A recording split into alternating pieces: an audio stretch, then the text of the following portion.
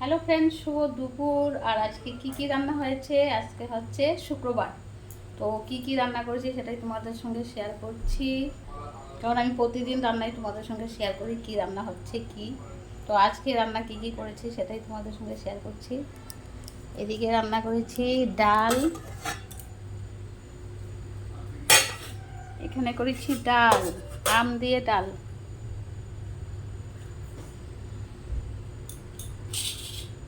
আর এখানে করেছি চিংড়ি মাছ লাউ দিয়ে, লাউ দিয়ে চিংড়ি মাছ।